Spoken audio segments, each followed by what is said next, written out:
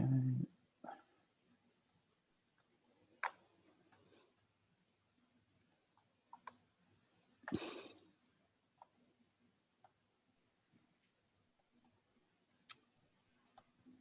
Seems it froze there. Let's just give it a few minutes. As long as it's not my fault. Just give it a few minutes, guys. I'll stop sharing and reshare again, just in case that fixes it.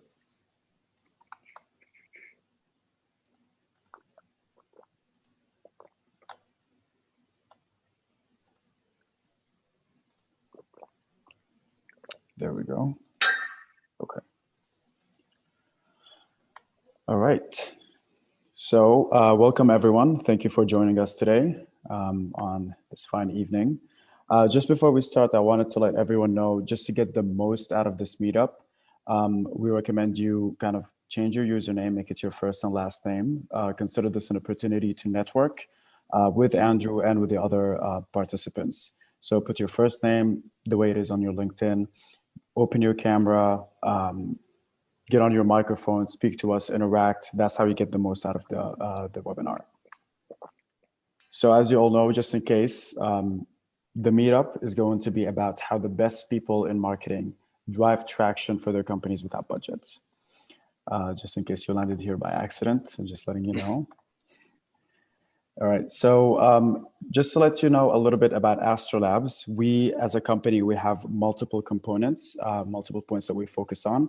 The main point that is relevant to you right now is our academy. We offer multiple courses in marketing, coding, e-commerce, at multiple different levels. So we have intro courses, we have more advanced courses in social media, and I'll be sending a form towards the end of the webinar that you can fill out if you're interested in any of our courses. Chances are, if you're in this meetup right now, you're interested in any of our digital marketing courses. Besides that, we also offer corporate training. So if you're someone who works as a training coordinator or someone starting their own company and they're looking to train their team, you can also get in touch with us for that. We also have a talent component of AndrewLabs where we help companies source. We source candidates for companies. And we also help with licensing and co-working both in the UAE and in Saudi Arabia. So even if you're already established in the UAE, looking to expand into Saudi, we can definitely help with that as well. Like I said, because you're in this meetup here, the most relevant course to you from any of our courses, if you're interested, would be the digital marketing course. It's very comprehensive, so it covers all different aspects of digital marketing. We start from analytics to social media to SEO. It's not an advanced course, but it's what we have in mind with this course is for you to be able to do the work yourself. So you're not just coming in, it's not a lecture, it's very practical. You do whatever you would do as a digital marketer in the course. So you walk out of it ready to actually work in the field or to do your own digital marketing in your own company. We have it both online and offline, whichever you prefer, and we have all the recordings of every class on a learning platform. So even after you're done with the course, if you're looking to, get back to it, refresh, you'll always have these videos for a lifetime. Okay, so that's my introduction. We can now start talking about growth hacking. Andrew, I'll just leave the floor to you. Boom. Do you want to leave the screen? Go ahead, leave the screen share up, and then I'm just gonna go like this when I need to skip a slide. That would really help me because I don't want to bother doing it myself. So thank you everybody for joining. I can't see how many people we got here, but if anytime you have a question, you can leave your camera on, raise your hand. I actually love being interrupted. I think that it's the best thing to ask the question right away rather than waiting till the end. You can't ruin my train of thought. You can't throw me off. So not a problem. I want to start by telling you why you should listen to me. And first of all, let me even tell you what we're going to talk about. So yes, AndrewLabs has their own digital marketing courses, and that's all great. And I'm not going to bother telling you about all the courses and the coaching program and how I help companies. But I have actually been building growth for early stage startups for 15 years. I actually started my career in Dubai 12, 13 years ago. I had a startup. It was a video CV technology. It got me an opportunity to move to Dubai. I lived in Dubai for 2 years, started a marketing agency selling online marketing in 2008. Before anybody was doing anything, we would open up Golf News look at a company spending 100,000 dirhams for one day in ads, and we'd call them and explain to them about SEO and about paid advertising before Facebook even had advertising opportunities. And slowly but surely built up my reputation in Dubai. I became the first head of marketing of Dubizzle. We obviously sold that company for a ton of money. That was the first ever startup exit in Dubai. We were living in a villa in Jumeirah and working really hard, everybody in one office. And then I moved to GoNabit. If you've been around long enough to remember Gabon and GoNabit, we were the first daily deal site in the region. We got bought by a US company, Living Social, a year later. And that's when I realized, oh, I'm really good at this early stage marketing. As you know, when you're starting a new business, there's everything you can possibly do. So how do you efficiently focus on marketing before you have a ton of money? And that's really what we're going to teach today. After Dubai, actually after GoNabit, I joined an Emirati company called Yadig, if anybody remembers it. It was the first Zomato for the region. We got up to 600,000 users a month using the site. And then we had some funding issues and some other things. And I really felt like at the time, the innovation in the UAE just wasn't there for me. And I moved to San Francisco and Silicon Valley to really prove that, do I really know what I'm talking about, or am I, full of it? So moved there, spent a month interviewing companies, vice versa as well. And I picked a travel technology startup that I really believed in, that was only missing the aggressive marketing at the early stages, which is what I'm going to teach you today. 2.5 years later, that company also sold for millions of dollars in 2016. And at that point, I was like, khalas, I'm going to be a consultant for the rest of my life. I want to help companies around the world. So now what I do is I'm Andrew Startups. You can find me online at Andrew Startups on your favorite social media, AndrewStartups.com, or you can email me at Andrew Startups if you want to get my help with your business later. But what I do is a couple different things. Obviously, I have public speaking around the world. I've spoken in India, South Africa, and Lebanon, Nigeria, Morocco. This is only in the last few years as well. Now virtually speaking all over the world as well. But I specifically teach early stage marketing. Forbes did a huge survey this year during coronavirus. 90% of startups fail, according to this survey, because they don't prioritize marketing soon enough. And this is a big problem with startups in the UAE as well. They feel like they have to make money right away. They actually focus on the profitability too much and don't focus on actually delivering an incredible service and delighting and creating an incredible user experience. That is the secret, the biggest secret I've learned, the difference from the UAE startups to in San Francisco. In San Francisco, they raise money so they don't have to worry about the Masari in the beginning. They can focus on really impressing and delighting clients, creating a good product market fit. And so we're going to talk about some of the unpaid marketing things that you can do in the beginning to go and drive traction enough to get that investment. That is the way you will survive. And that's what I've been teaching for the last 10 years. I've taught in Dubai with Digital Marketing Institute Middle East. I taught in Dubai with TLZ.AE. I taught in Dubai on my own with different events that I've done. And I'm really excited for you guys to be here. Slide. Andrew, actually, I'll have to switch to the live stream. So we'll have to switch back so you can share your screen. Okay, go ahead. I'll just do it right now then. All no right. problem. Just a quick second, guys.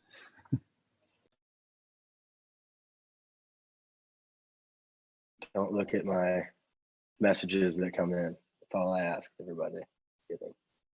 All righty. Sharing.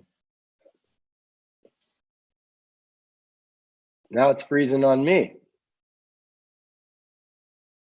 Look at that. We'll just refresh it and then click on present. I made the same mistake.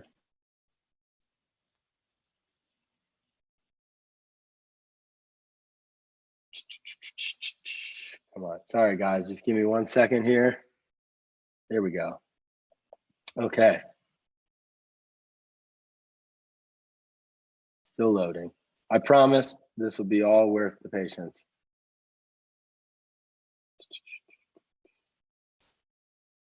Okay. So I told you who I am, and a couple of you told me who you are. So normally in an in-person event, I'm just going to pick people who I feel like have a really cool story, but I'm going to let you guys get away with that. Again, if anybody has a question, write it in the chat, pop up, You can just do audio if you want to interrupt me. That's totally fine. I'm not bothered at all by that. And I love the interactivity. Before I go into the actual strategies, which is going to be the majority of what I'm going to be teaching you today, real things that you can actually put into action right away. That is what I'm famous for. A lot of marketers talk high level, and I'm going to touch on that a little bit, but I'm known to be one of the only people that teaches actionable strategies that you can walk away from this event and you can implement right away. My last event that I did with AndrewStartups was before coronavirus. We had 500 people that packed into the AndrewStartups office there. And I wonder if any of you were there, because this is real stuff that you can take and put into your business. I actually have a book, my first book coming out next year called $0 Growth. Even that whole book is about actual things that you can do right away to grow your business. But you can't just start with that stuff right away. You also need to think like a marketer. And as I've gone around the world and as I've worked in San Francisco and Silicon Valley, the most cutting edge place for startups in the world, I've noticed some gaps between how people think. And that is really, I believe, the biggest problem. So to start, I wanted to just explain to you where your head should be at. If you're starting a new business, if you're like Rahil and you haven't even started your new business yet, you need to be able to put on your marketing cap and think like a marketer if you want to be successful. If you're a real product focused person and you're building a really technical app or a technical website or a software as a service business, you're often not thinking like a marketer. So you're putting off marketing until you have money or till you already have product market fit, and you're creating a much more difficult experience and success rate for your business. So I want you to start off this conversation with me by learning how to think like a marketer.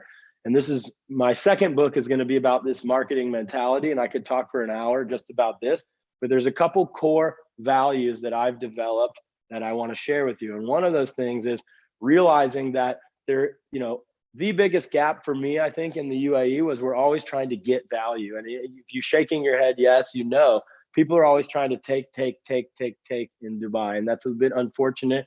And I'm not saying people aren't very generous and everything, but I mean, in business, you're always wondering, what are you going to get? How am I going to get paid out of this? What's the money I'm going to get? And when you're starting a startup or you're starting a business, you actually need to think the exact opposite. So one of the first things that happened to me when I moved to Silicon Valley was a billionaire invited me to his office to come and just give me some advice for this new environment and stuff. And I kept asking him, what's in it for you? What's in it for you? And he was like, no, that's not how we operate here. We try to focus on creating value and then know that it always comes back 10x. And I was blown away by that. And I've noticed in business over and over again, it's the same thing. So in marketing and in sales, and even if you're dating or you're trying to get someone to marry you, it's all about value for them. What are you going to do to create value for them? And that's the same way for your business. Are we creating enough value for the customer? If you look at the guy who owns Amazon, the richest man in the world, he's always saying, I relentlessly focus on value for the customer. I don't care about my own money. I don't care about what I'm getting. It's always about giving the most value. That is the number one way you will win as a business. And before I get into the actual strategies, think about that. Write it on the wall in your office. Are we creating enough value for the customer? Are we creating enough value for partners? Are we creating enough value in our ads, in our offers, in our discounts? Think about that and you'll never go wrong. If your business is really successfully creating a lot of value, then you can be really aggressive in the marketing. For instance, when we were doing Dubizzle, we did a lot of aggressive stuff. Some of it I'm going to talk about in this presentation. Some of it which could be technically looked at as like gray hat, but like maybe not illegal, but a little bit, like aggressive growth marketing stuff. For instance, SMSing people in UAE to try Dubizzle back in the day. We knew that we had a superior product that was safer. You had to have a UAE mobile number. At the time, this is 10 years ago, there was dozens of different competitors that had Nigerian scammers and Russian hackers and all these different things. So to have a safer, better product, you can be really aggressive with the marketing. And if you have that value figured out, there's no such thing as spam if you're creating enough value for the person you are messaging. I'll say it again. I always say there's no such thing as targeted spam. If I'm sending a message about how to reach more families to Azza and I'm texting her, that's very valuable for her. So if I have a service like Expat Woman and I text her saying, reach more families for your business, here's a 20% off discount, she might be like, that's rude. They send me an SMS directly to my phone, but I'm going to forward this to my team because this might be valuable. So always think about that. If you're very value focused, then there really is no such thing as spam. You can be very aggressive with your marketing, but you can only do that once you know that your product is truly helping people. Okay. Now, those are some of the reasons why I believe all of the tech investment, not all, it's changing. Everything is growing, you know, in Asia and Middle East, we're getting more funding for startups, but still around 50 to 70% of all the investment in the world in startups happens in San Francisco. And that's truly my belief that that's why that happens. It's because people aren't just creating stuff to try and be the next rich guy. They want to change the world. They want to solve problems. They recognize that it's going to take really long time. If you're starting a business expecting to be rich in the next year, you're going to fail. It's 5 to 7 years, and people put their lives on hold, and they move to San Francisco for this one reason. They don't go out and party and go on vacation. They work their butt off, and that's really what I believe is missing in the startup scene in the UAE a little bit. The other thing is, with that aggressiveness, there's no such thing as a stupid idea. Some of the biggest wins in my career have happened when I've sat next to the development team and been like, hey, can we build this? No, that's stupid, Andrew. Oh, hey, what about this idea, guys? No. Or Friday on a group chat, I'm texting everybody in the company different ideas and stuff, and just consistently telling me, no, no, no. Actually, that's a really good idea, Andrew. That one we can do, and that's going to be the biggest possible win for the company. So get it out of your head that there's a stupid idea when it comes to marketing. Everything is done by testing and looking at the data. So being data driven and only making decisions based on the actual numbers after you test is going to enable you to fail a lot less. Now, if you go off your hunch, so many times I worked with clients around the world and they're like, no, blogging and content marketing is not going to work for us because we're an online game, or we're gambling, or we're a real estate investment company. We don't need to do blogging. And that's just simply not true. Unless you test it, you cannot say if it's going to work or not. So it's another thing I want you to understand. The last thing is, once you become obsessed with those analytics and you're looking at the data, if you see something working, do it more. But you have to be patient to test everything. You can't expect, 1 week of starting a podcast to take off, or 1 month of doing SEO to take off. These are long-term strategies. Anything like content or SEO, you need to expect to spend 90 to 180 days on it to really start to see the effect. Go ahead. You have a question? Hello? You're live with us here. You got a question? Yeah, hello. I just sent the questions in the chat. It's regarding the value. What do you think that I can but in my marketing first, focus on subjective values or the objective, the obvious one? Because for me, I have like, if you play the game, you will have some value, like you will feel happy with your family and relax. And the other thing, it will you will spend time away from electronic devices, and it might decrease some of the hyperactive of the child. Yeah, I think so what I mean is I think both of those are incredible values and literally could grow for the next 10 years and be the most important thing that people want to pay for. We're all addicted to our devices, and we're all unaware that it's so bad for us. I just read an incredible book called Indistractable, which talks about how this is the new cigarettes. 25 years ago, you could smoke at the airport and on the plane, and doctors were giving it to pregnant women when they had stomach pains. Now we know how bad cigarettes are. The phone and the devices are that bad. So what I mean is, I think you should put both of those in your marketing. But what I mean is, in your business, you're focusing on creating as much value as possible. So you already have the ideas of what the value you're creating. You just keep working to make the product super valuable, put it in the marketing that you're that it helps with the hyperactivity, that it brings families together. I mean, it's such a perfect business for right now, why people are at home too. It also increases your safety because you're staying at home. You're not going out and putting yourself at risk for coronavirus and COVID. So I think it ticks a lot of boxes, but it's more about making sure the value is actually there than just saying it. So I think you're on the right path. I would say both, if that makes any sense. Hi, Please. can Yaha, please. can I ask you a question? Please. You talk about a startup. Yes, I did talk about startups. Yes. How can I help you? I have an idea. I want to develop it, and I don't have I cannot know how can I found it. Okay, you and I can talk.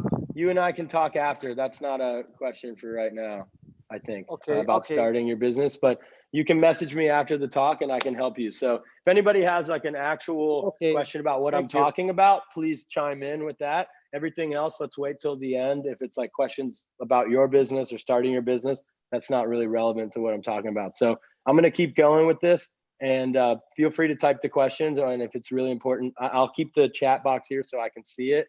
And we're going to go back to presenting and keep it moving so we can make sure that we get done. So I talked about, so obviously people know what roti is. It's amazing bread thing that we can eat a bunch of food is, but I came up with this term called return on time investment. And another thing that marketers and business owners and startup founders do at the early stages is they don't look at their time the same as the money. You know, when you're an early stage business, you're very tight with your money. You don't want to blow money on paid ads. You don't want to blow money on expensive employees, but you kind of frivolous with your spend on your time. And you have some kind of money, some other guy has $1 billion, but you have the same amount of time. And so your time is actually your most prized possession, and you need to spend it wisely in the beginning. So I teach companies how to spend their time budget as wisely as their money. And I want to get into a little bit of that right now.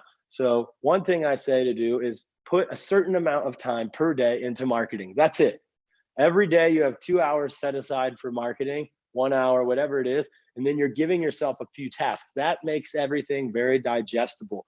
One of the main things feedback I get after these conversations and these lectures is that, Andrew, this was a bunch of stuff, amazing things that we want to do, but we don't know what to do first for our business. So when you set this time, you give yourself one major marketing task per day, you see that you get a lot of stuff done. So imagine you're spending 1 hour per day on social media. You're going to spend it evenly on social media, on Facebook, Instagram, Twitter, whatever it is.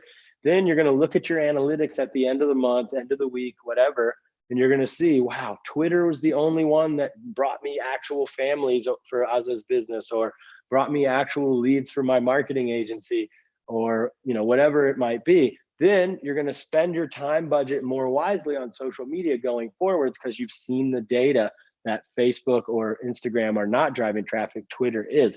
So if you do that, your time gets more return on time investment, and you start to get better and better. And then lo and behold, 6 months, year from now, when you've got traction, your business is making money, investors want to invest, you can tell those investors, I know which social media channels work best. I know what to say.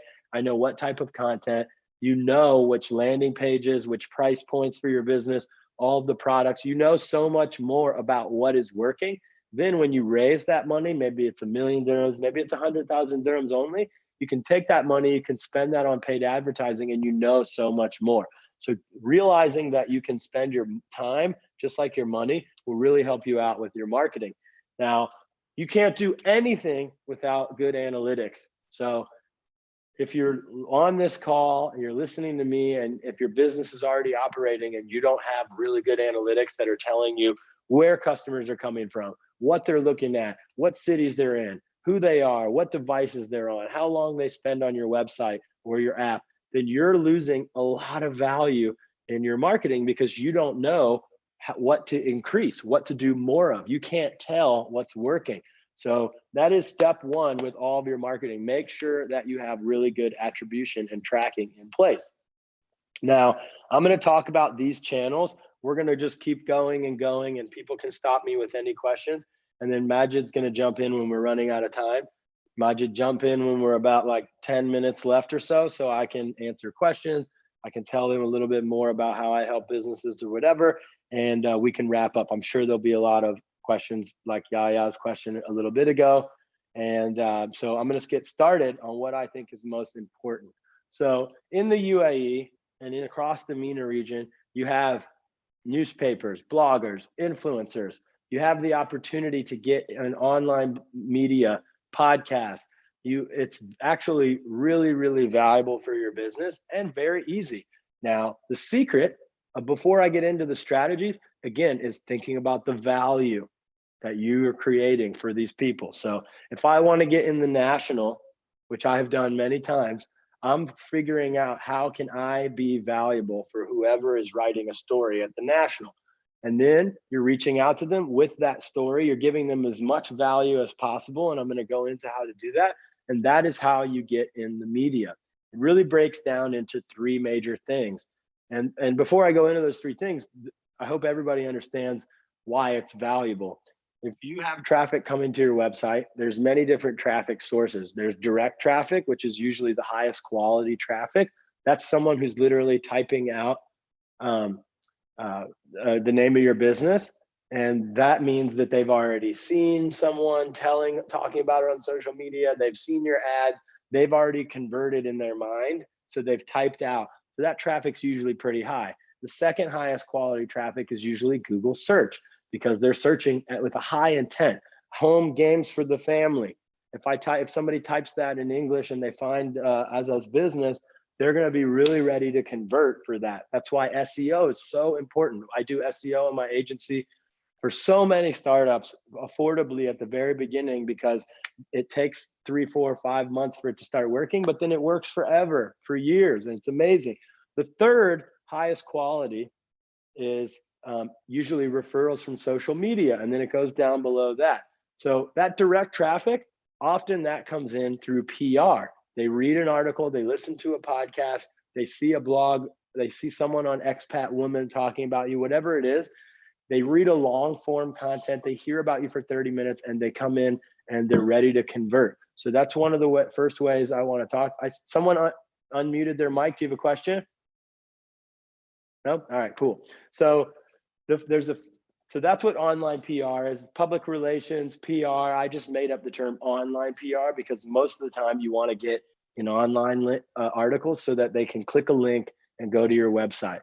Now, one of the few things that this is all about is building your own PR database. So a list of all the people who you want to tell your story and who you think you can be valuable for.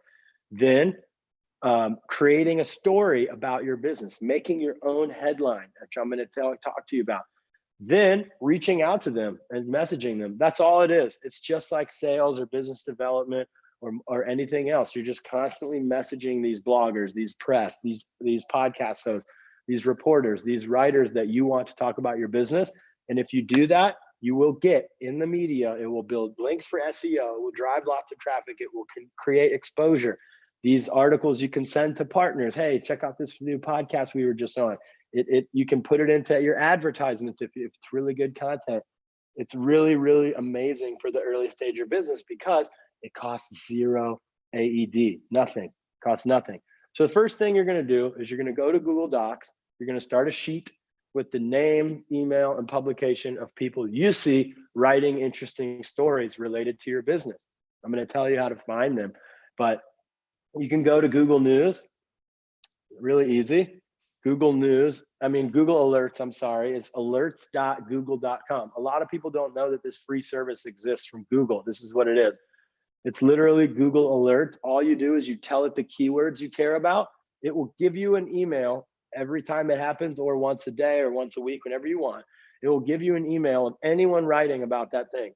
So UAE families, UAE games, UAE at home games, whatever it is, UAE news, UAE startups, whatever you want to follow, it'll send you the new blogs, the new articles, the new websites. Anytime content is published on the internet that Google spiders it and starts to rank it.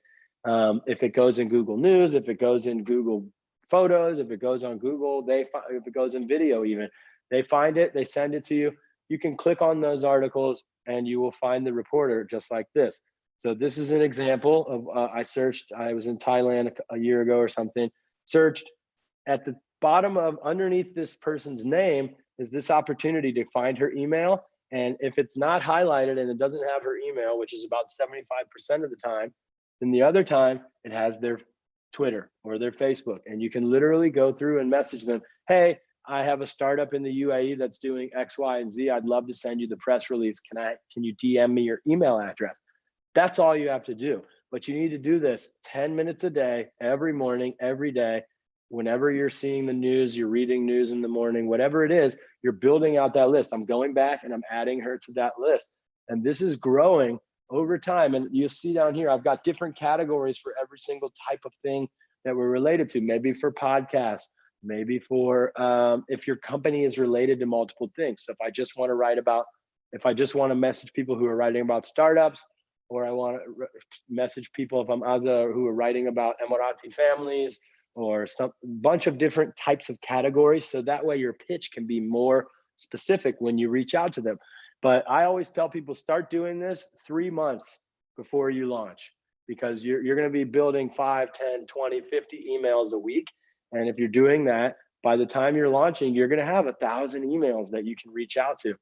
And I'm going to show you how to reach out to them. But no doubt in my mind, you will have a ton of exposure for free if you do this. I literally have taught hundreds of people how to do PR. I do it myself for companies, this exact strategy. Now, I've been building a list for 10 years. So I have contacts at Wall Street Journal, Forbes, Inc. Magazine, USA Today, but I charge 30,000 dirhams a month at least to do this PR for people. Now, it's a little different because I'm an expert at crafting the story, but we're going to talk about that as well, which is the next part. So you're going about your life, you're working on your business, you're spending time with your friends, whatever. You're passively building that PR list, which is going to be massive value, because that PR list, not only do you use it for your own marketing, you can partner with other companies and use that list to partner on giveaways, on getting access to their list. You can use that as collateral for so many other things. But what do you do with it on your own? You need to then create an incredible story about your business, even if you're at the early stages. Like Azza already mentioned, startup launches to save UAE from digital device addiction. That is a news story already that every company will want to talk about. I'm already interested in even helping Azza because I think the value is so clear to the media, to partners. It's just a no-brainer right now during COVID. So even if you haven't made $1 million, so many companies, especially in the UAE, tell me, Andrew, we can't do PR because we haven't made 1 million dirhams. We haven't saved 1 million people's lives. We don't have a big news story. But your news story is the problem that you're solving, the industry that you're disrupting, the mission that you're going out on. That's already a story. So leverage what you have, leverage what you're doing, come up with some ideas for a catchy title. This is not a blog post, a press release. The idea for the press release is to just give everything that is needed to copy and paste a story about your business to the reporter. Usually when I do these talks, I go, has anybody here ever been a reporter or a writer for a news agency? And there's usually someone that stands up and holds their hand. And I say, I want you to tell me if I'm right or wrong about any of the things I'm about to say. But I don't know if there's anybody here that's been a reporter, but if there is, feel free to turn on your mic and tell me if I'm wrong or right. But reporters and writers for news publications are very lazy people, period. They want you to give them everything. And the easier you make it for them to do their job, the more value you create for them, the more likely they are to write about your business. That's the secret. That is the $1 million secret. I keep going over and over again in these talks. Value, value, value. You're always wondering, oh, Andrew, I sent out 100 PR emails and nobody wrote back. And then I'll say to this person, send me one of your emails and I'll see it. I want this, I need this, I want this, I'm this, give me this. Of course, they're not going to respond. So in the press release, you're making it very easy for them to just be like, oh, wow. Oh yeah, digital device addiction. I want to write about that. Okay, here's the title. Here's a quote from the CEO. Here's the pictures. Here's a video. I've got everything I need to go and write my article. That's great. Now, if it's a really big story and you get lucky and they want to create a really big story, when you reach out to them, then you offer an exclusive email, which I'm going to talk about. But for the sake of this press release, it's obviously a catchy title, a subheading. Usually I start really vague with the catchy title, and I name the company and talk a little bit more in the subheading. Then it's a paragraph. The intro paragraph, assume that they're super lazy and they're not going to read anything else. So you've got this one paragraph right here to really explain to them how important this message is. Then in the body paragraph, you're explaining details about the business, about the market size, about what you're trying to do, the CEO's previous background, why you started the company, a long quote from the founder of the business about the mission, about how excited they are to do this, about what you've done so far. And then it's just any other valuable info. Usually if you've got customers already, I'll include a customer testimonial in this boilerplate, this lower part. Any statistics from other news agencies about your total market size. So according to this survey, this digital addiction is the worst thing that's going on in the world right now, especially during COVID. So you're talking all about that. And it usually should be about a page or two long, but the goal is not to get it to a certain size. It's to just give them everything they need. At the end, when you do this contact info down here, you're going to include a media kit. So they have all your images, your headshots of the whole team, your product shots, everything they need to just copy it. Because the main thing that's going to happen is they're not going to message you. You're going to have a Google alert set up for your business name. I want everybody to do that after this, is set up Google alerts for your name, your business name, your .com. You will see that when you start doing this PR, you'll just get blogs popping up that you didn't even know about because they just do it. They just copy. They're so lazy, they don't even respond to your email. But that's one scenario, and that's great for SEO, for link building, for getting some exposure. But the number one thing that you really want is to reach out to the bigger publications like the National and Golf News. Those are the only two I remember. And you're going to want to reach out to them, create extra value by offering them an exclusive interview with your CEO. If you are the CEO, you're going to make a new email like marketing or team or Alexander or whatever you want at yourcompany.com. And you're going to email from that. And this is what you're going to say. So you're not going to attach it as an attachment. Once you've created your press release, this is, I launched the Android app for one of the biggest travel applications in the world. And this company, another thing in the UAE, we all get these really long emails with multiple colors and different size font. You don't ever read that. 60% of all emails are now read on the phone. So if it's longer than the space that we have on this device, I'm not looking at it. I'm glancing over it and I'm saying it's spam. So the secret to getting good responses is a very short email. The next time you write an email to anyone, I want you to put my hat on or whatever. Think like Andrew and say, let's take away 50% of this email. Every time, I always cut out 50%. So when I email cold emails to reporters, to businesses, to partners, to clients, I'm doing three things only. Who am I? What's the value for them? And what do I need them to do? The call to action. So if you see this email, here's who I am. The value I'd be ready to give you. And then here's what I need you to do. That's it, right? Here's our press release. I need you to read it. That's it. That's all it's doing. So when you're emailing a PR contact in the UAE, hello, thank you so much. We're building this amazing thing that's going to save millions of people from breaking up with their family and whatever. And we've already been in these publications. We're super valuable because we're Emirati founded and this and that and this. I would love to arrange a exclusive interview for you with the founder. That's usually what I do. Or I end with a question. I've noticed a lot that if you end with a question, you get a lot more responses. So if it's a short email that doesn't give all the information and it says, would you like me to send the press release? you will see they'll say, yes, actually, I'd love to see the press release. So test a bunch of different stuff. But I always say, pick your top 10% of that whole list. So you spent 3 months building that list, take the 10% and email them directly, okay? So when you email them directly, you're gonna send an email like this, and then it's basically everyone else you're gonna send a bulk email to. So you can use MailChimp if there's a UAE or Middle East version. You can use a bulk emailing tool. MailChimp is free up to 2,000.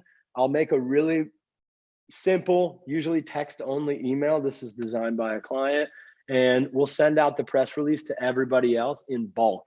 So I'm not manually sending out everyone. You're only manually emailing the top 10% of the list. So the really famous names, the really big, I call them moonshot opportunities. Like if we get this, we're headed to the moon type opportunities.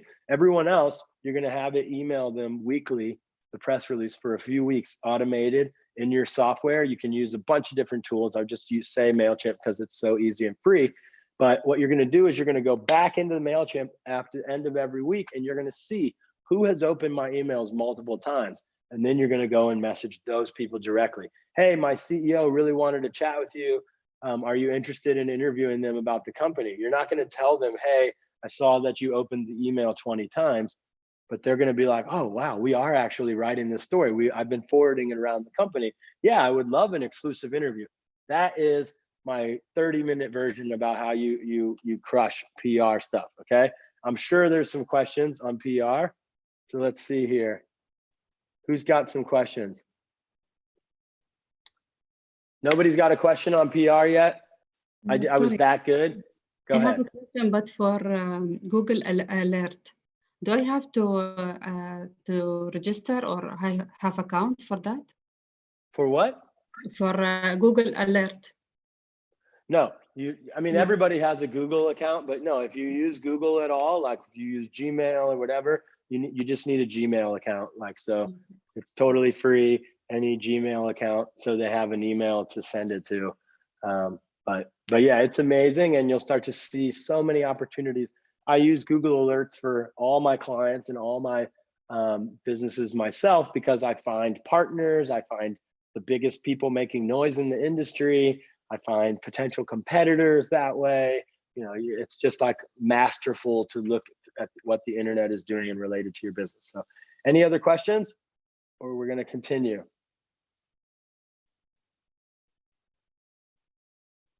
Oh, okay. Okay, Octus said, hi, Andrew, what do you think is the best way in UAE to raise awareness for a new marketplace and recruit offers? Everything that I'm teaching today.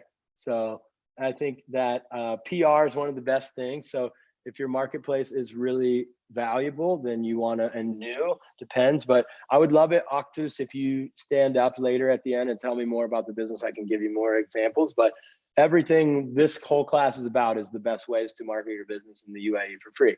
What do you think is more valuable, the direct or indirect values? I think all of the value, Azza, is equal for your business. So we're going to go back. Okay, let me move this. Sorry, guys. Moving this back to present. So, okay, so social media marketing. Really, everybody knows about social media. Everybody uses it in their own lives. Whether or not you think you don't, you still use it. If you don't use Facebook, but you use WhatsApp, you're on social media. They have all your info. If you use Instagram, Facebook has all of your information. And if you exist under 60 years old, you're on social media one way or the other. There's no way to avoid it. Now, the benefit to using social media for marketing is just like an email list, you can grow an audience and you can convert them. But this is where a lot of people go wrong. They spend all of their time creating content on their social media pages at the early stage of their business, and they try and they spend too much effort without tracking the hours and the time investment, like I talked about earlier, on just posting on their own pages.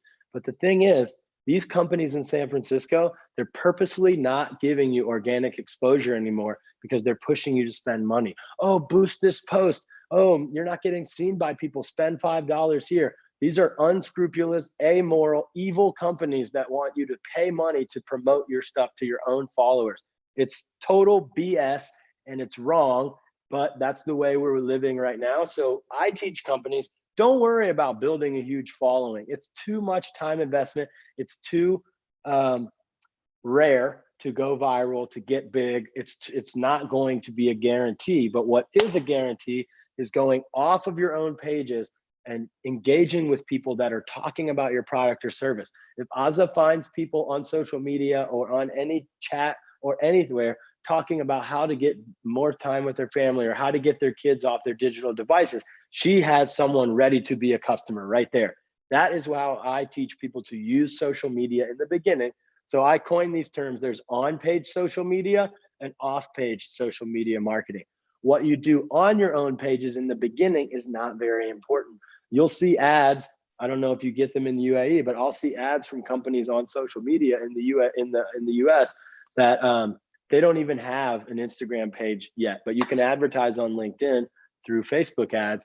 And so they don't even care about creating these pages. They want to grow their business.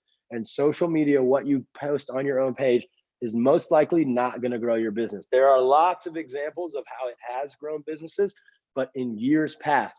And as we go forwards, Facebook, Instagram, TikTok, all these Snap, they're all reducing the amount of organic exposure you get to try and upsell you to spend money to promote your content. So again, I don't know if it's the same. In the UAE, you'll see ads now from regular people just promoting their profile on Instagram. Hey, follow my profile, follow my profile. That is Facebook telling these people, hey, you want to get famous, you want to become an influencer, spend 100 dirhams here, spend 500 dirhams here. And they're doing it. It's wrong and it's silly, but don't spend money on your advertising if you haven't done all this other stuff I'm talking about. So what I'm gonna teach you is how to do very little time investment on your own pages. It's still important to post every day, to test new content, to tell people about your product, tell people what you're working on. But if you look at my Instagram, I haven't posted 2 things in the last month, just this event, just keeping it fresh, telling people that I'm doing stuff, but I'm not spending a lot of time on that. I've been doing my Instagram for 5 years. Never once has a good client come through Instagram. Only ever get time wasters, people who are just, you know, they're on social media, they're doing something else. They're like, hey, Andrew, tell me about marketing. They're not actual valuable leads. But if your business is directly targeting a certain target demographic that's only on social media, you still absolutely need to post. I'm going to show you how to schedule the post. I spend 1 day a month on social media and then I completely forget about it. And then the rest of the time is spent engaging with people who are talking about needing your service, talking about being in your area. If you're Raheel, there's someone talking about needing a cheap logo designer. That's what you should spend your time with. You can reach out off page, you can find them and you can engage with them and drive business. That's what we're going to talk about. So first thing is you still should post. You should post once a day, every day. You should always think before you post, is this valuable for the audience? Again, I want you to put that on your office somewhere. Is this valuable? Because if it's not valuable, don't do it. And you know, that's a lesson I try to teach myself even in my personal life every day. But you're trying to teach, you're trying to inspire, you're trying to impress people enough to engage with your business. Somebody turned off their mic. We got a question? No? All right, sweet.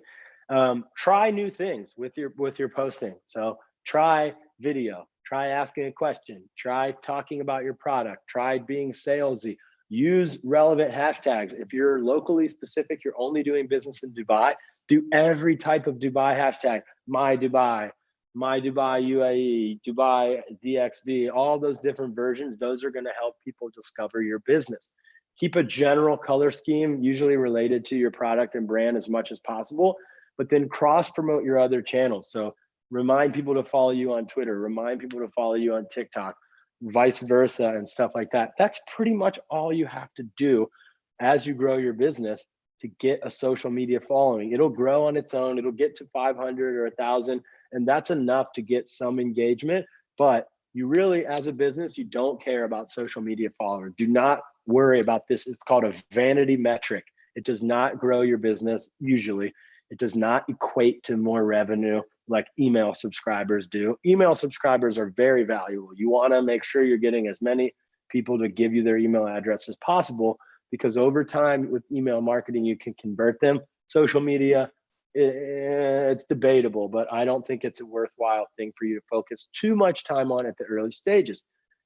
But I still spend a day coming up with all the different content. This is an example for a hotel I worked with in Thailand, I think, or in Dubai actually. But basically, you're going to be thinking of all the different types of content that you can create on social, and you're going to spend like 1 day a month creating that content. That's it. Then you're going to use a tool called Buffer. I'm sure most people know about it. There's actually a better tool now that I call it as later.com, later.com. These are scheduling tools for social media. So you literally, these are our different clients, 3 or 4 social media pages. You can schedule, create, write content, and it will post automatically across every page whenever you want it to for free. So they're even easier than that is a tool called Q, QUUU.co, I'm sorry, is a free tool that will get you content and post it to your social media for you. So if you're related to digital device addiction, families, things like that, this tool will find you articles related to that for free and post it on your social media for free for you every day, once a day. You have to pay if you want more than once a day, but who needs more than once a day?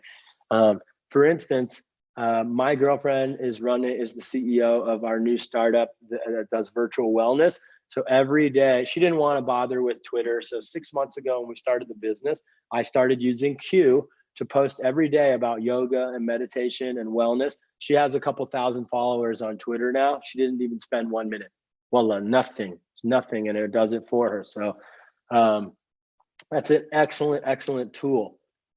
Like I mentioned, Later is an Instagram scheduling platform. You can literally upload all of your photos and videos. It's 30 dirhams a month for the premium plan. I use it, even though I don't do it enough on posting. But 30 dirhams a month, you can schedule up to 100 posts a month, and it will post on Pinterest. It will post on Twitter. It will post on other stuff. But the coolest thing is you can schedule stories, you can schedule video posts, you can schedule Instagram lives, you can do all that stuff, and it will save you a ton of time on growing your social media if that's something that's important to you. But to me, like I've said, it's not that important, because what you'll see is you're not going to get a bunch of business through social media early on. Now, if you're doing something wildly revolutionary, you still need to be active. You do need to test everything. Even if someone like me is telling you that something is not really valuable, don't listen, test it, prove it out, prove me wrong. The data is the only thing that is true. Everything else is just opinion, right? So I do have a lot of data in my background, but this is a tool called TweetDeck. Now, I'm going to show you 2 tools that are 1 or 2 tools that are for social media monitoring. Now, what I want you to do is schedule all your stuff that you post on your own channels, and instead spend 10 minutes a day, just like what you go to build your PR list, 10 minutes a day, 1 hour a day, whatever you can do to go on these social media monitoring tools. And you're going to add the keywords up that are related to your business up here, and you're going to see people in real time. If it's digital addiction or family Dubai, family UAE, whatever it might be, you're going to, for me, startup marketing agency, I need help marketing, things like that. This is going to show you anytime anyone posts on social media. This one is related to Twitter only with those terms. So you'll see, so I was living in Chiang Mai in Thailand at the time. So I wanted to see anytime someone was talking about Chiang Mai tonight or a startup about in Chiang Mai, and then you can come in here and you can say, hey, I'm doing a talk on marketing. You can immediately respond and tweet to them.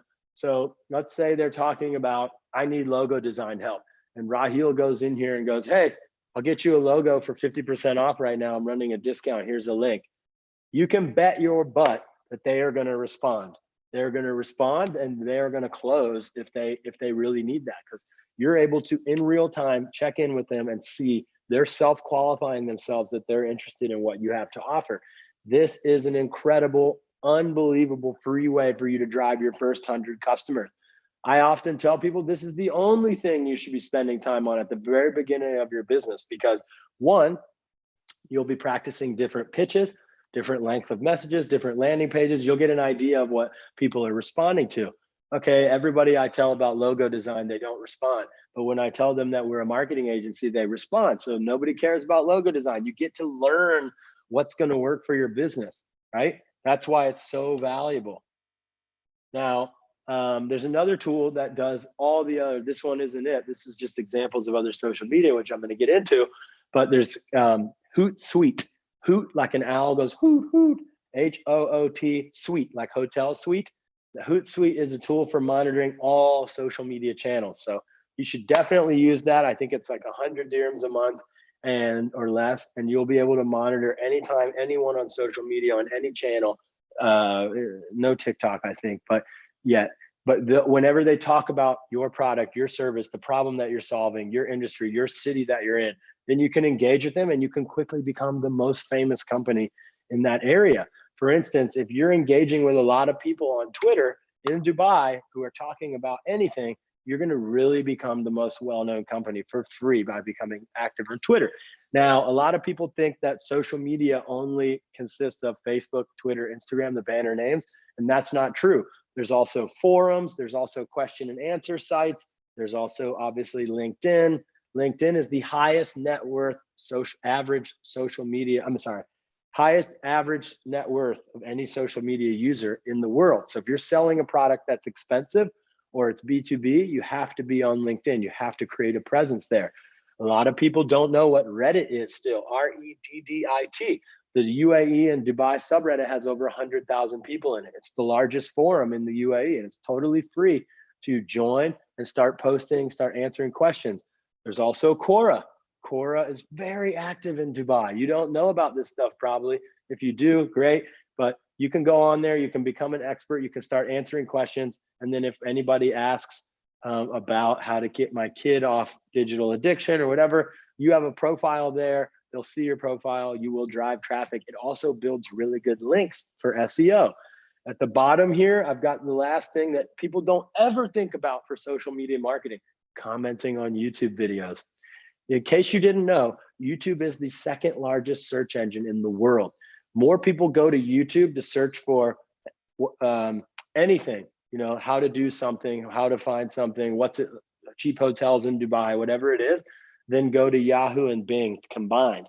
So if you go to YouTube, and you search for digital addiction, UAE, or whatever it might be, logo design, and you comment on the top 10 videos that come up, you're going to get free traffic from YouTube for years. Not tons, but some quality traffic.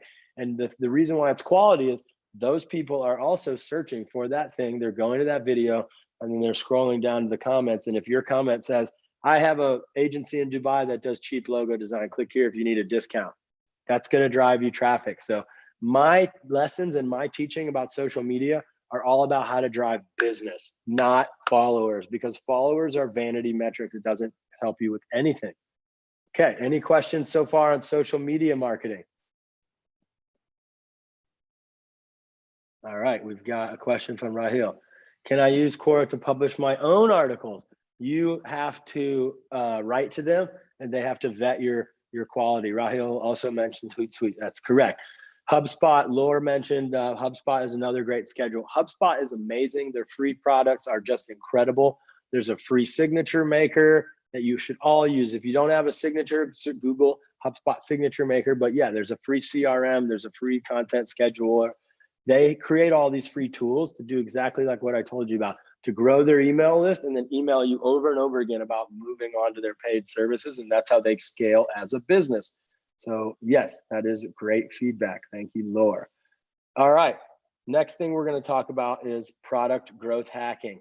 So I call myself a growth hacker. Back in the Dubizzle days, we called it aggressive online marketing. But really what that means is building growth without huge resources. That's all I ever talk about. That's what I teach. That's what my book is about. My online courses, I have courses about everything from PR to SEO and all that stuff. It's all about how to do it for free. My book literally is coming out called $0 Growth. It means how to grow your business for $0. That's my unique selling point. At the early stage of the business, I often see companies running to paid ads. Let me try Facebook ads. Let me try Google ads. And that's what's going to ruin your business because you're going to run out of money before you learn stuff.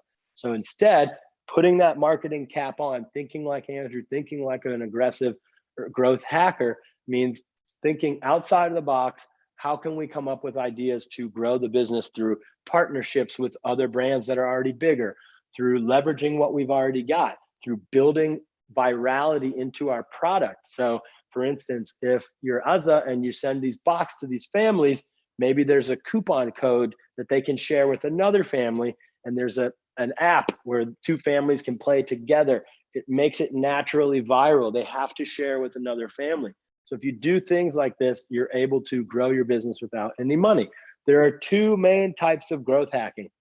Like I said, everything I do is considered growth hacking, but the two main strategies are: one, hacking your product to build virality. So for every one customer you attain, it drives 5 new customers.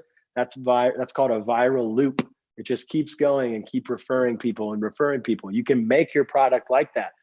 I gave you some examples with gamification. If you ever use an application or a tool like, let's say, Airbnb that says get free credit to refer people, that works at a percentage rate of 1.8 or 1.9 or 2 point whatever per person. So that means that if you spend $100 to acquire someone, you know you get 2.5 users out of that $100 or whatever. So that's one way, is building virality into your product. We're going to talk about it. I'm going to share some examples about that.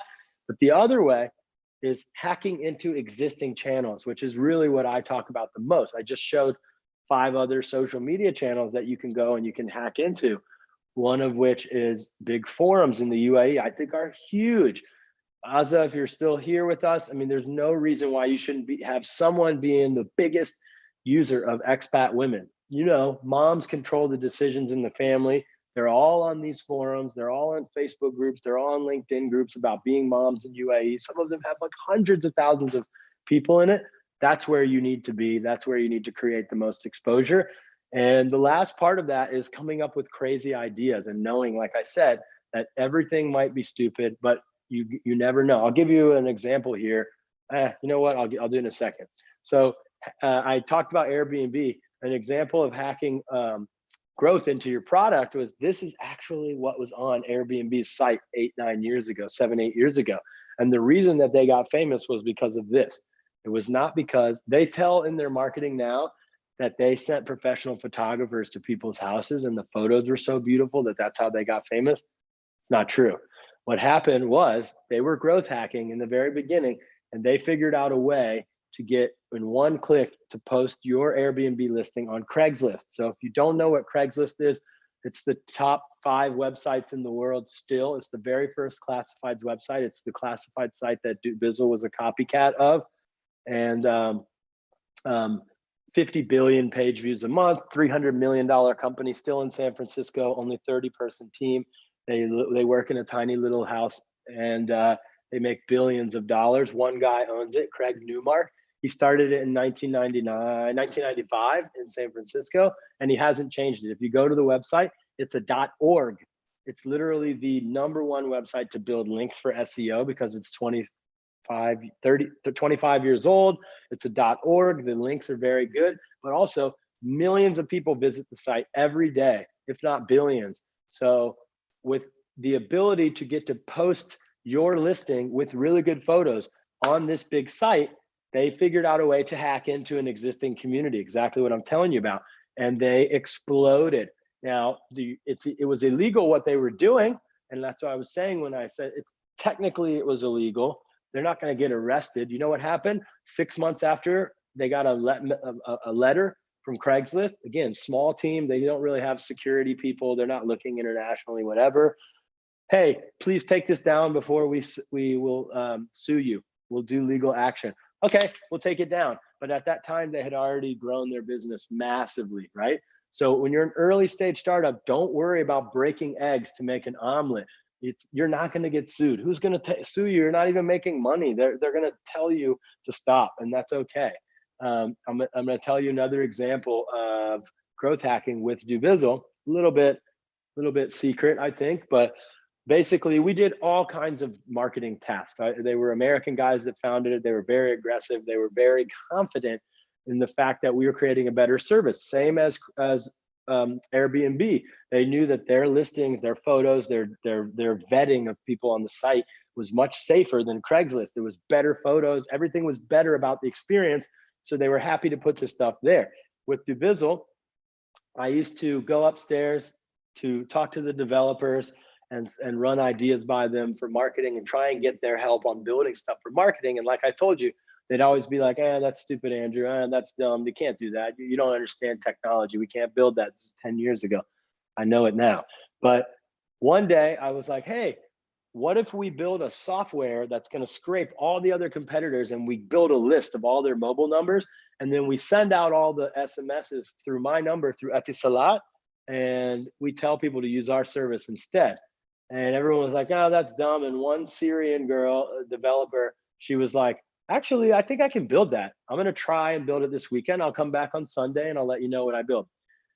She built it, and on Sunday she came back and she had 50,000 mobile numbers categorized by what they were posting on these other websites, right? So their job, looking for a job, posting their apartment for rent, posting their car for sale, whatever. So at the time, I don't know if you can still do it. At the time, it was like two fills per SMS with Etisalat. So we sent out 2,000 that day, and my phone like shut down. It was like all day, getting messages. Hey, I just signed up to that website. It's so nice. Thanks so much. Oh, we started doing 2,000 a day. And then every so often I'd get incredible messages. Hey, thank you so much. I got a job. You helped my family. I was literally going to have to leave UAE. Can I meet you? Can I buy you something? The message was very simple, and it did not look like spam. It was just pure value. Hey, I saw your job, your car, your whatever online. I think you should try this website. It's better. That's it. Pure value. I didn't tell them about it. It was just, if you're looking for a job, you should use this website, right? And the site was better, and it was free, and I wasn't trying to take their money. So in a couple months of doing that, we put every competitor out of business because we had the traffic on the other side. So it's a two-sided marketplace. Very difficult for marketing to successfully grow a two-sided marketplace because you need to do the marketing on both sides at the same time. You can't just get people to post their car. You need people who want to buy a car. So you do different marketing for that. That's search engine marketing, right? Anyone who goes sell my car in Dubai, they find this. Anyone who wants to buy a car, vice versa. So we were able to kill the competition because we had a better product, and that's a local UAE example. Here are some other examples of how you can do growth hacking, even if you're not a software developer. I don't recommend trying this one in Dubai, but in San Francisco, this startup eventually failed, but now its copycat is coming out post-COVID. But this was an Airbnb for eating at people's houses, which I think would be an amazing thing in Dubai. Like, imagine if you could go and get home cooked food anytime you want of any culture in Dubai. It would be the most amazing thing.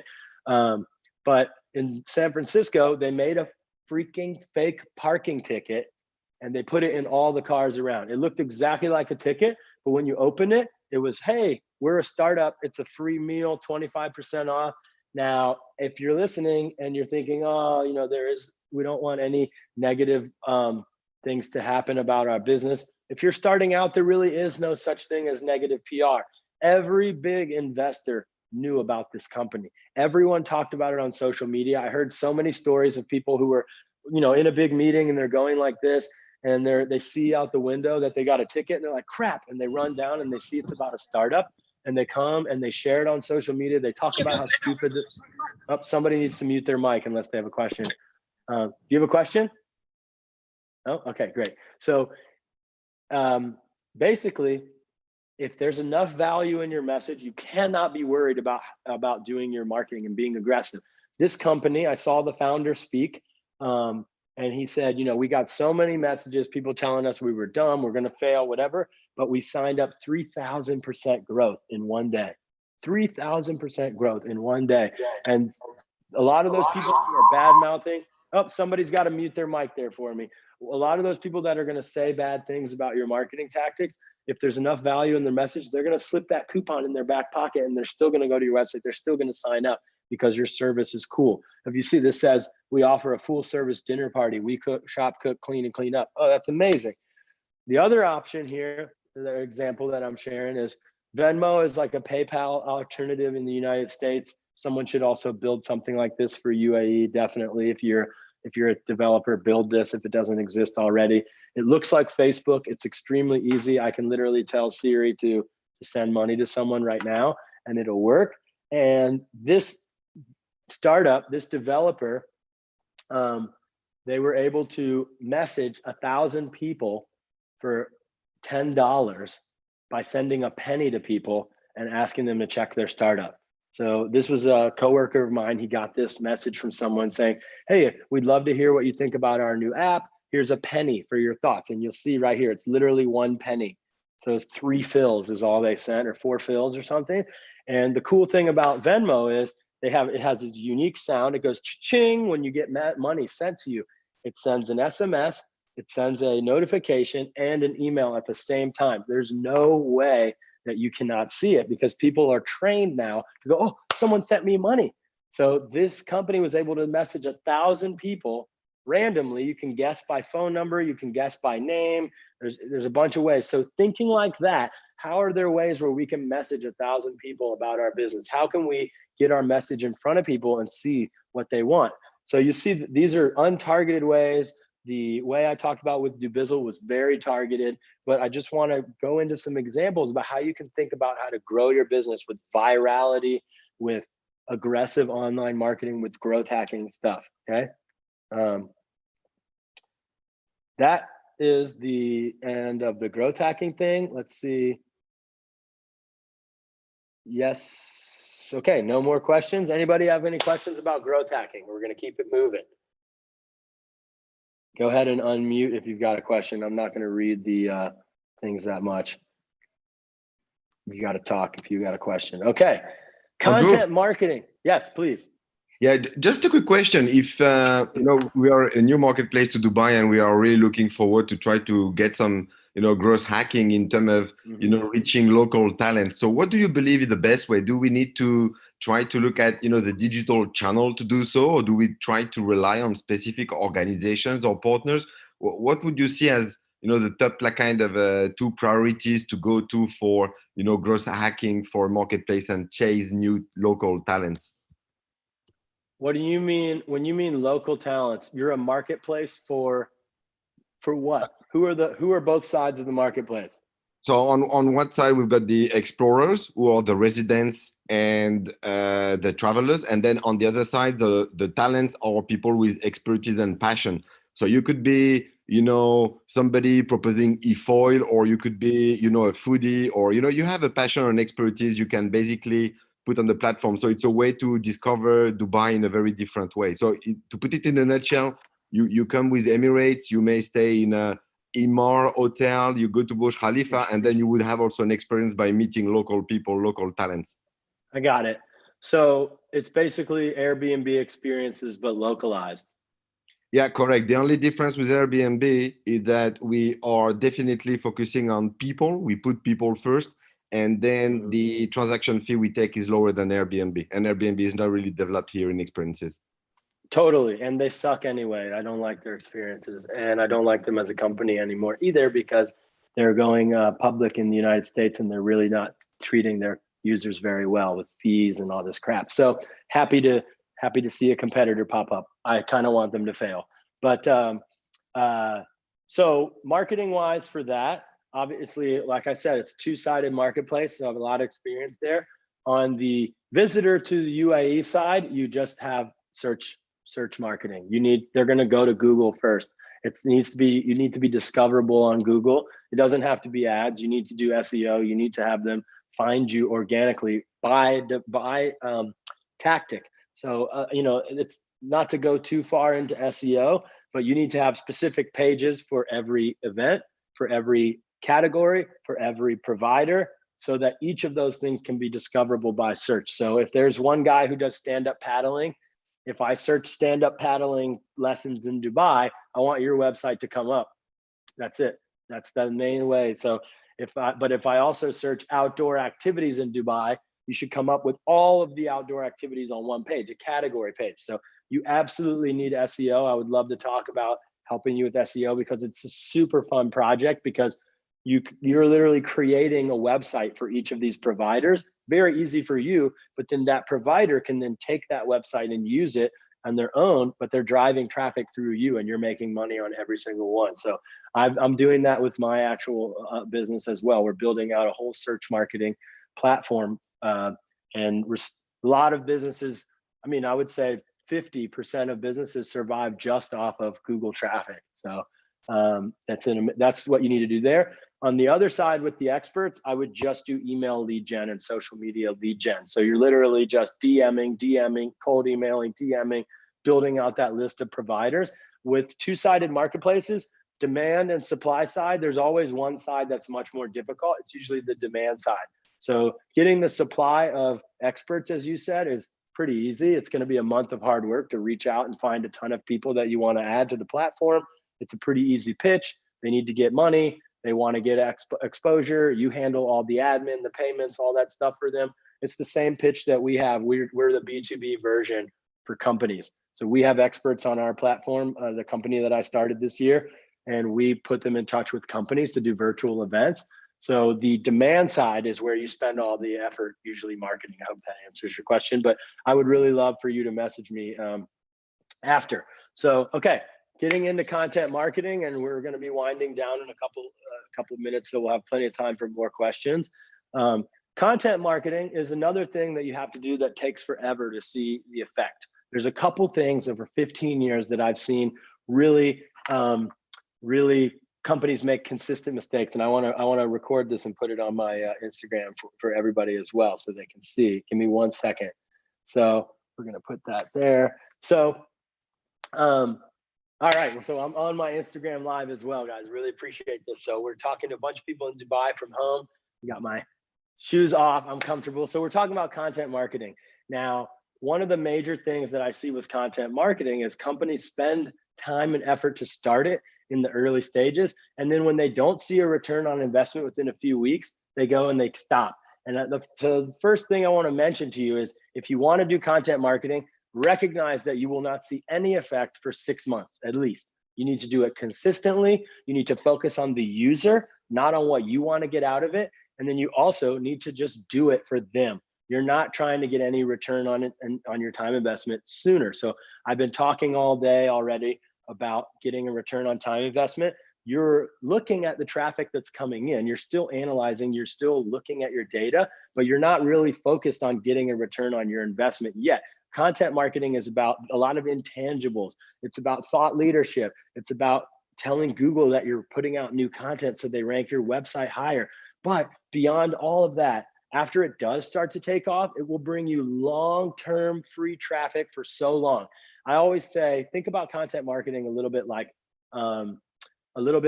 throwing satellites out into space, right? It takes a long time for the spaceship to get out there, but then once it's out, it stays up in space forever, and it brings you traffic back to your website, and very high quality. I'll give you an example for my own business right now.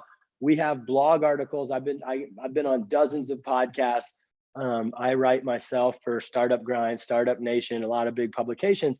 Those consistently bring traffic in. I'm literally finishing writing my first book, which is a piece of content that's going to stay out there and drive people back to me and my website forever.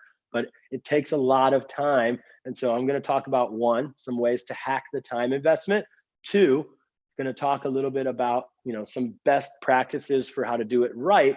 But then some ways to get the highest possible return on your time investment for content creation. So the first thing is about blogging. A lot of people think content marketing is just writing articles. It's not. You can do a lot more, but it is very important to start there. And I'm going to talk about recycling the content and how you can turn a blog into a video, turn it into a newsletter, turn it into social media content to get a higher return on investment. But the first thing we're going to talk about is how to easily start blogging. Now, again, you're not going to get a really good return on investment. You're not all of a sudden going to get to see a ton of traffic coming in from blogging. But if you're creating blogs related to key search terms, so Azza's business, for those of you tuning into Instagram Live, it's about home kits for families to get off their digital devices and play more games. So for Azza's business, she could be creating a blog, top 10 ways to get back as a family, or top 10 ways to digital detox. These are search terms that people are going to be Googling, and you can quickly come up for that in Google, drive traffic to your website, have a pop-up on that blog that gets their email or drives them to learn about your products. And that's a really good way to start driving traffic. but it's also really good to reuse that content across the board. So everybody on Instagram can't see the screens here, but what you're going to start with is, again, going to Google News, looking for people who are writing these interesting articles. Blogging can take a long time in the very beginning of your business. So what you're going to do is you're going to find articles you like and write about those articles with a link to the original article. That is an easiest way to get started. It's not copying their content. You're going to put a paragraph only of that article. So first thing is, I've got a list of articles. You're going to find one you like or that's related to your business. Here's an article that I loved about a 33-year-old who quit her job to go traveling around the world. And then I went to my blog and I wrote about it. I wrote a couple paragraphs about it, and I put a link to the article, maybe a paragraph from that article, tag the original author when I share it on social media. But that's getting my blog started without a huge time investment. So many times I work with startup founders and business owners where they spend weeks creating a blog post, weeks on writing it, 10 minutes a day, this and that. And then by the time they publish it, they don't see any return on investment. They go, Andrew, content marketing doesn't work for me. I spent a week writing an incredible blog post and nothing was there. I didn't get any benefit from it, so I'm not going to continue. And I'm saying, start with these. I call them tribute posts, where you find articles that you like that are super relevant. Maybe they're experts in your space that your customers would be interested in. And you're writing your opinion on that blog article. You're writing your feedback on that article just to get the blog started, to tell Google that you're writing, to start to drive subscribers to your blog, to then get some traffic. And you can do that in 10, 20 minutes. So I've lined up one blog post a week for the first 2 months of my business. And then during that 2 months, I can organically start writing a post. So this is called tribute posting. It is totally well known. But at the same time, I'm trying to start and write an organic post from scratch, which is going to take me a long time. Hey, Lubos on LinkedIn, on the live, I see you there. So at the same time, I'm looking to write a post in the beginning that's going to reflect search terms. So that's the biggest hack to start blogging, is write about a search term that is going to lead to a potential customer for your business. So if you're a travel blogger, you're going to say that, the 30 top tips for traveling post-COVID, or how to travel post-COVID. People are going to search for that are going to be interested in what you have. So if you're Rahil's business, who spoke up earlier, and you're creating a logo design agency, top logo design agencies for under $100 or something, and he's going to put his logo agency first, or top tips for getting a logo designed by an agency. He's going to write that. So at the same time that you're doing this tribute posting and you're getting posts going organically, you're also going to be taking the time to create an organic post from scratch that is going to take a while. And then once you create that, the key is to really distribute that as much as possible. Over and above, the most overlooked part of marketing is content distribution. All marketing, everybody fails one way or the other in a lot of stuff, but nobody spends enough time on content distribution. Let me say it again for the people in the back. Nobody spends enough time on content distribution. It's the 80-20 rule, but it should be 50-50. So if you spend 80% of the time creating a piece of content and you only spend 20% of the time to share it, you're screwing yourself out of good marketing. If you spend 2 weeks writing an incredible blog post or creating an excellent video, you need to spend 2 weeks promoting that video. And unfortunately, people on live can't see, but what I do is I create a content distribution checklist. With the content distribution checklist, what you're going to do is, as you're building your press list, as you're going about your business, you're developing your products, I have a Google Sheet that stays in the top right of my second screen. And I'm constantly, anytime I see a website, a group, a free forum, like I said, Facebook groups, LinkedIn groups, a blog, a free submission site, anywhere where I can get my content for free, I'm going to post that. Go ahead and mute your mic, whoever's doing that. We'll save questions to the end. You're going to be creating this list of all the places that you can post your content, and that's going to evolve and live and grow over time. But as you're creating this post, can someone mute their mic, please, who's in Dubai? Thank you.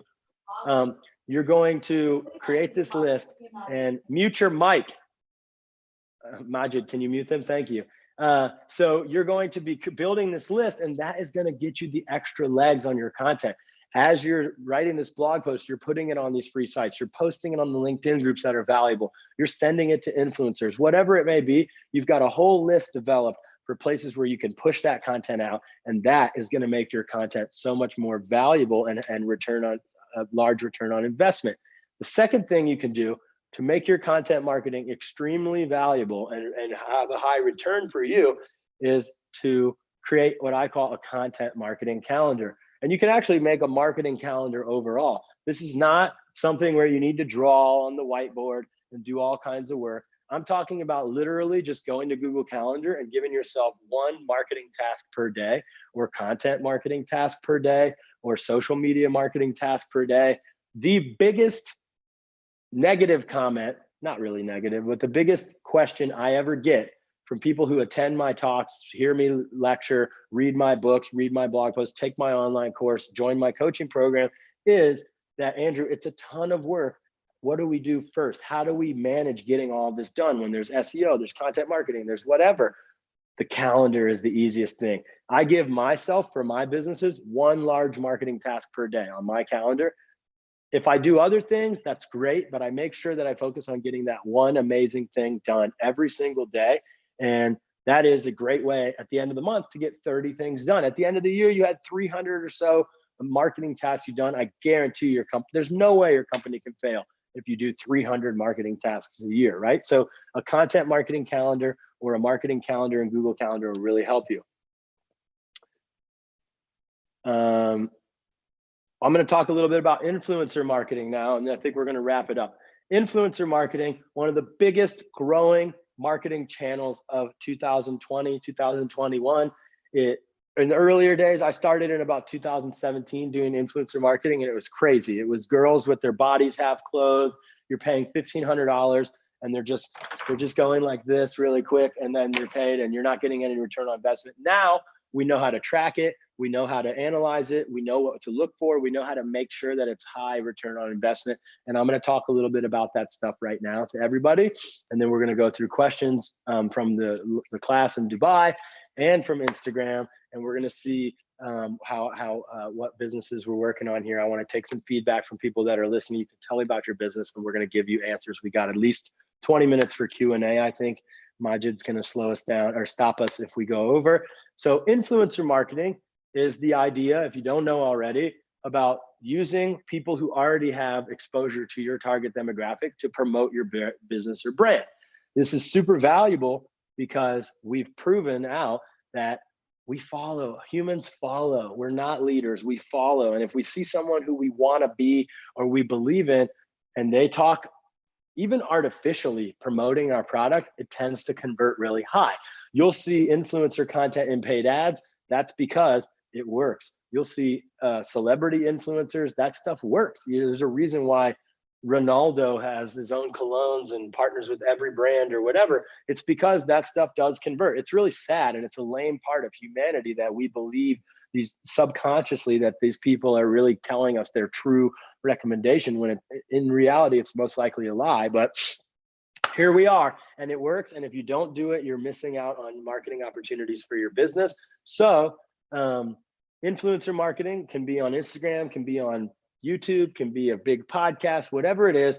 The idea is you are paying in some way to someone who has a large audience to get exposure. It's not the same as advertising, because you're not just putting your ad up on someone's website. You're getting them to engage their audience. That's why it's more effective. Now, a lot of companies overlook it at the early stages of their business because they think that it takes a lot of money. Just like marketing in general, if you were here earlier when I was talking, people overlook marketing at the early stage of their business for the same reason. They don't realize that there are growth hacking or $0 ways to engage in these tactics, and that's what we're going to talk about. If you've got questions, I see questions coming in on Instagram and on Zoom. I'm going to get to the questions at the end. Please stick around. We're only doing like 10 or 15 more minutes, then we'll get to all the questions. But I really want to get through this value for everybody. So the secret to doing influencer marketing, just like every other thing that I teach, is figuring out what value you have beyond money and offering that to influencers. I have a skincare line that's just launched in the UAE in my coaching program. and they don't have huge budgets, and they're doing lots of influencer engagements because I taught them to leverage what they've got. They've got incredible products that they can give to influencers. They're doing co-branded promotions with the influencers to grow the influencers following. That's value for the influencer. They're editing videos for the influencer to create content for the influencer, even more valuable. And they're doing giveaways with their product. So the giveaway is going to help the influencer engage in their audience and grow their audience. So with everything that I teach, it's always about how can we be valuable? Yes, a lot of these influencers are going to say money or nothing, and you're going to lose those opportunities, or you put them in your back pocket. But I don't believe in starting with money on any marketing channel. So I'm going to talk about how to source influencers, how to offer them stuff for free, and how to get them to do your business or promote your business without a huge budget. Now, just so you know, I've done over 500 influencer engagements for big brands like Tinder and small startups around the world. So I do know what I'm talking about. And the first thing is about how to source them. Now, there are agencies that manage influencer engagements. They take 20%. I would imagine anybody listening to this or following me doesn't have thousands of dollars to throw at this. So don't worry about going out to agencies. You only do that kind of stuff once you've proven that influencer marketing is extremely valuable for your business. So how do you source them on your own? There's also platforms you can go to, but that also has a markup. The easiest way to save money on influencer marketing is to do it from scratch yourself, and that's what we're going to talk about. So to find influencers, literally all you have to do is go on the channel that you want to get these influencers on, search the keywords related to your business. It can be on Google. You can, don't add the word influencer, but you can go on Instagram. Let's say you are I had a wellness startup I was working with a while back, and we literally, we tested 5 different types of influencers: organic, fitness, wellness, medicine, and healthy, right? So I searched those keywords, the top people that come up for those keywords, we messaged all of them, the top 100 on each one. Hey, we're doing this. You saw my my cold messages before. And for people that are listening now, very short messages, pure value. Who we are, value for you, what we need you to do. That's all you say. The longer the message, the less the response. That's the formula. The more you say, the more their eyes glaze over. You know, most people are looking at this on their phone, especially if it's on Instagram. So if you say a bunch of stuff, you're not going to get your message across. All you want them to do is give you their email address. So that's the call to action when you reach out to influencers. Then you're building this email list as you're going on, as you're building the press list, as you're writing your press PR, as you're building your product market fit. You're building this influencer list that you can also partner with. You can sell it. You can use it as collateral for other partnerships. I threw a huge launch party at a bar once, and I used the influencer list as the way to get the whole party for free. With I did it in the UAE as well. We launched Dig's data reviewing app at McGettigan's totally for free, drinks and food, because I had a huge press list that I gave to the bar as well as other things. But so we're building this list, and then later, once I'm ready to do influencer engagement, I can just email all these influencers that I built the list. Boom, you're instantly getting influencer engagement. So sourcing them is the first thing. The second thing is how to engage them. So for the people in Dubai on this call, I've got some examples of the messages. You'll see how freaking short are those messages.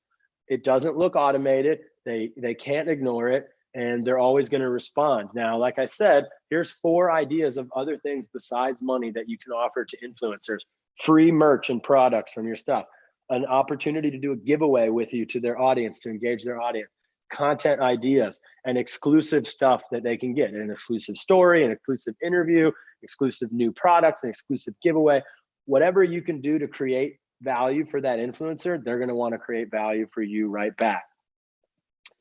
Some examples of content that you want to create. These are actual engagements that I've done with companies. So if you're on the Zooms, you'll see these are influencers that I've worked with.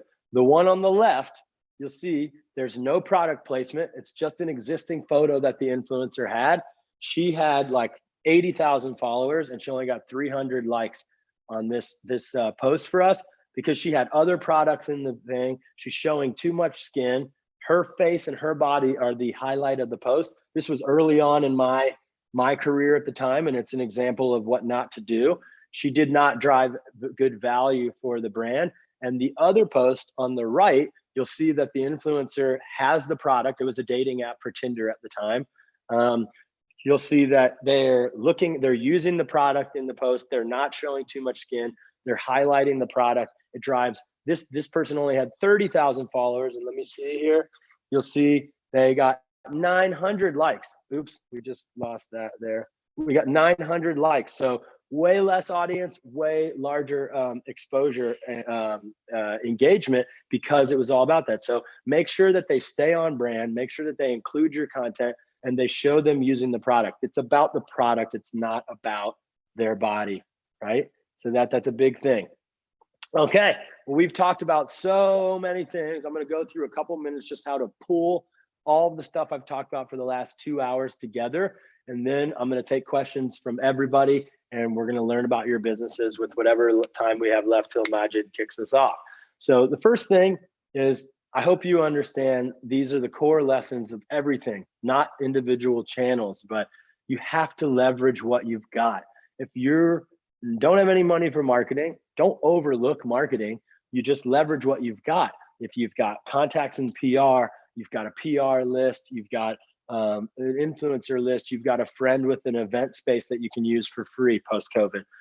You've got a friend at Facebook that'll give you free ad credits. Just always be leveraging what you got. Maybe you have categorized 1 million data points in your big data SaaS company. You can do a PR campaign around that. Recycle everything in your marketing. So if you wrote a blog post, that is a script for a video, more or less. Make a video, recycle it into your social media. Take that top social media content, put it into your newsletter. Take your newsletter, share it on social media. It just keeps going in a loop. You're recycling all that content. You can repost things from months ago. There's no reason not to.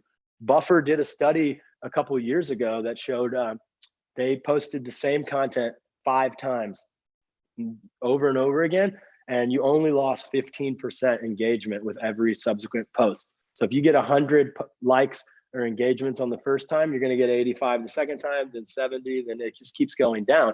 But you're still getting their new people. You're getting a lot of engagement. So recycle everything. Plan your activities 30 days in advance on a calendar. It just makes it so easy to consume, so easy to do, so easy to accumulate actual growth in marketing tactics. So do the calendar. I can't stress enough how valuable the calendar is to just waking up in the morning, looking at your day. Okay, I blocked an hour for marketing today. I'm gonna go through the questions in a little bit. I see more coming in, but be aggressive. If you're listening to this and I've been talking about be aggressive and it doesn't make sense to you, then you're working on the wrong thing. Azza, who spoke up earlier, has an incredible box that she's sending to families to help them get together as a family during coronavirus. Obviously, we know this is a really valuable thing. Families are actually fighting a lot because they're spending too much time. They're not having fun. They're all addicted to their devices. Everybody's getting tech neck. So when you're really aggressive and you know that you have an amazing product and a service that's going to help people, there's no limit to how hard you should push the marketing, because you're not being a sleazy car salesman. You're just trying to help people. You're trying to create value. So if you're working on something that you feel like that you can be that aggressive for, you're doing the right thing. If not, that's why I told Raheel earlier, that's not really a startup. You're just creating an agency. But if you're really feeling like you're helping people, then you can be as aggressive as Andrew is. And always be analyzing your time spent. At the early stages of marketing, a lot of businesses don't have a paid budget. So they just frivolously spend their time everywhere. That's what the content calendar, the marketing calendar is going to help you really spend that time budget. At the early stages, you spend it evenly, 1 hour on social media, 1 hour on email marketing, 1 hour on search. And then as your analytics come in, you start to get an idea of what's working, what's getting better, and you push your time budget that way. You're analyzing your time budget and you'll get better and better and better. Okay, I'm ready for questions. So, wow. If you want a recording, you can message me. I will get you the info. Also, you can message AstroLabs. I'm going to talk about how to find me in a little bit, but obviously I'm AndrewStartups on social media.com, whatever. Let me go through. So no questions on the Zoom. So let's try Instagram Live. Anybody can stay on here. Thank you, thank you, thank you. A lot of people saying great value. Do you decide and create tasks in your marketing calendar weekly? Absolutely. You can edit it week on week. So I changed my week this week around this event.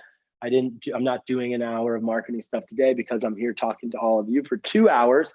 So I think you can do it weekly, but the more you can do it in advance, the less time it's going to take. If you have to do it every week, sometimes you're not going to do it. So I would try and do it monthly. Do you prioritize any type of marketing? I have no marketers, so I'm trying to do content, social media, and SEO, and ads. You absolutely need to prioritize as you go on. So I just said, start evenly, spending your time evenly, figuring out what works. You have some assumptions probably about where your target demographic is, but then you get an idea of what works and you spend your time more in those areas. But in the beginning, a lot of companies will spend an hour with me. I do one-off sessions. You can message me on social media. We could start and I could give you that strategy that you recommend based on my 15 years of experience. Rahil just asked also, yes, absolutely. I offer one-on-one sessions. You can message me on AndrewStartups.com. My email is me, at AndrewStartups.com. Be happy to talk to you and share rates with that. My sound went off. We just lost audio. Oh, it's back. How do you recycle content? Earl Grey and Poppy Seeds just asked, how do you recycle content? So I gave some examples. Maybe the audio went out there, but what you're going to do is basically take the content that you create and put it into other forms. So if you're writing a blog, make it into a video. If you make a video, cut it up into social media, cut the video back up, put it into a blog, take the social media that goes viral and gets engagement, put it into a newsletter, take that newsletter, share it on social media. There's a link, like see this in your browser, you get a link. So you're just constantly thinking of ways to recycle the content to get more legs out of it. Felicita said, thank you, great talk. Thank you for coming. I would appreciate it if you guys message me. I would love to follow everybody on your social media and learn about your businesses. I think we got through all the questions. So I'm just going to tell you real quick about what I do. I help startups at the early stages. I do one-on-one hourly consulting. I have an online course, a coaching program for companies that are almost making money and are ready to really kick it up a notch. I get a full-time intern in the growth in the coaching program, plus my coaching, plus my online course for one set fee. And then if you are raising money, that's when I really love working with companies where I do the SEO, I do your PR, I do all this for you, but that's after you're already making money. So if you have a business that would benefit from using my help, I would love to hear from you. I'd love to connect with you. I'm Andrew Startups. If not, definitely recommend Astrolabs. They're great. Go check out what they offer as well. But I would love to help you. Thank you so much for coming. Majid, I think we're good. Cool. See ya. All right. Thank you, everyone, for coming. And thank you, Andrew, for an amazing webinar. Just before we end things, I just sent a form in the chat. So if you're interested in any of our courses and anything Astrolabs offers, please do put in your details there and we'll get in touch with you, whether it's for a course, for licensing, whatever it is. You can click on the link and fill it out, even if you're on mobile, and even after we end the session. All right. Thank you again, everyone, for coming. And thank you again, Andrew. Amazing talk, very useful. No problem. See you, everyone. See you. Goodbye. Cheers. Bye-bye. Aza, definitely email me.